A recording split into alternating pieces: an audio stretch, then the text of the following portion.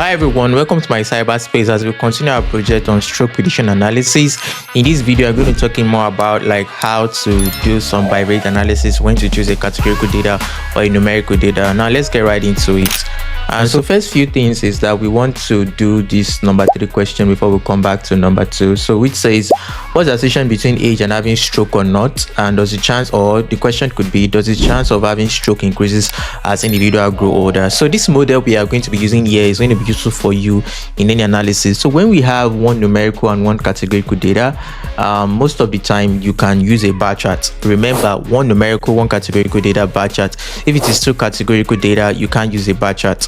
And let me give an example. So the question is, we want to see if as people grow older, do they have more stroke? So we're just going to choose a bar chart here.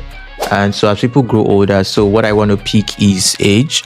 So first, at least that's simple to pick. It's not what I want. Let me just take this out because apparently it came up by itself.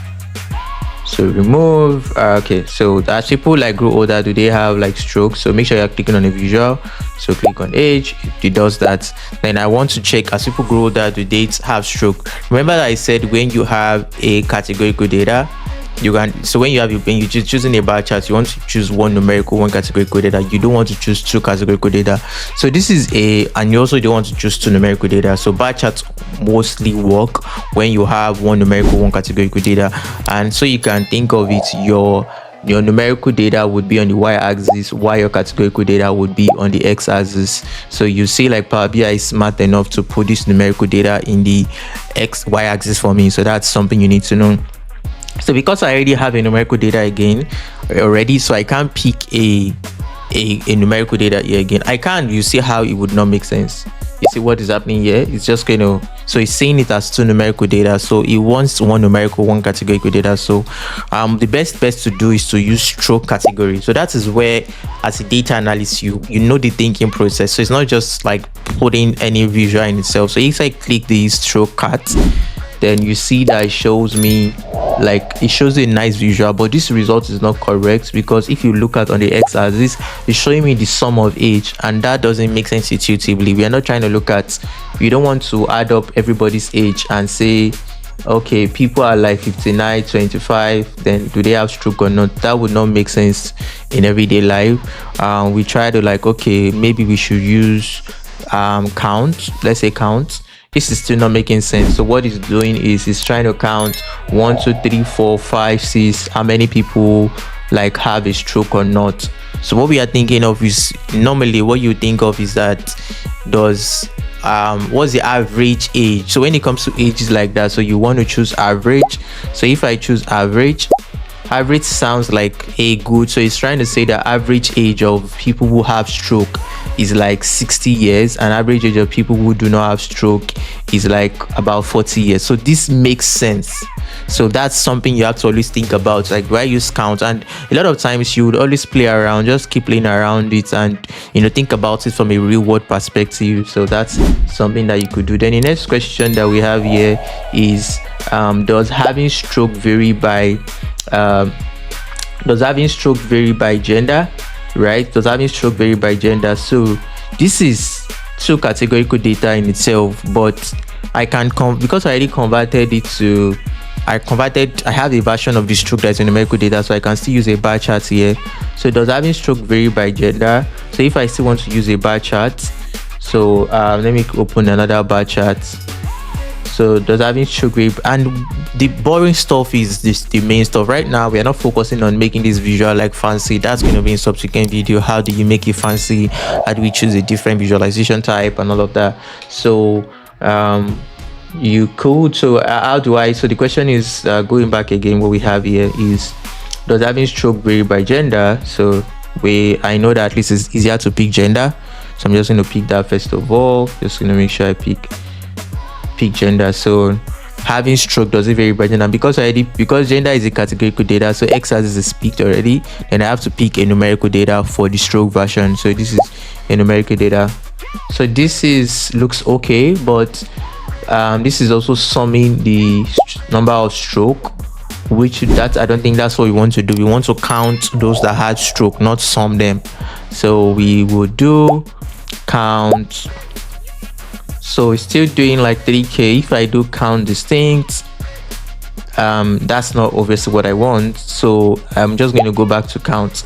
But we know that like this is just showing like the count of those that like count of, this is just dividing the population by male and female. It's not necessarily dividing it by like, okay, they have stroke or not. So what for you to know how many females have stroke and then males have stroke is for you to then like have a filter. That's where the filter comes in. So if I click on this filter, right, so the filter bar here is, where's the filter bar? This is it.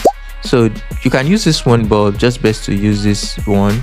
So then, and I come here to have this filter category, and I come here and I just do, okay, how many people have a stroke that are female? If I click on this filter, then automatically this filter will affect everything, but let's just focus on what we have here. It's just going to say now we have about 141 female with stroke and we have 108 with female. And you can say, okay, how many is it that, how many males we have or female we have that do not have a stroke and all.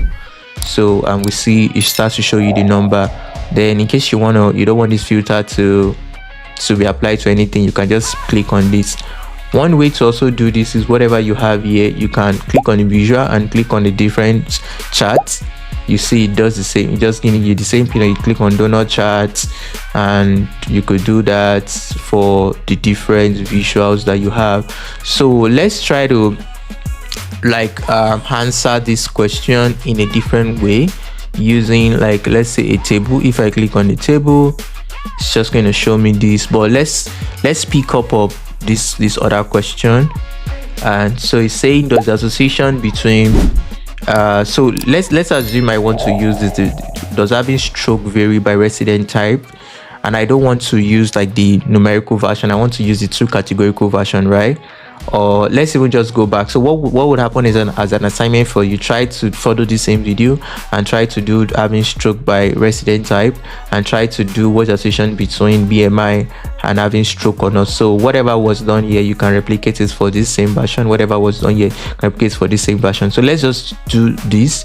So let's say we want to use stroke categorical data. You're actually constrained. You don't have this numerical version of your stroke information. So this is, let's do that, and we would move on to the other part of this video. So let's do that. So having the so what I would do is I will pick a matrix most of the time, and sometimes you can just pick a table, but let's pick a matrix. So we want to check by gender. Remember that's a categorical data. And we want to check stroke. Remember that I'm assuming that we don't have stroke as a numerical data. We want to use stroke as a categorical data. So this is still showing me. Then it's going to ask of what is the value. So for this, the value, let me use the value as this ID.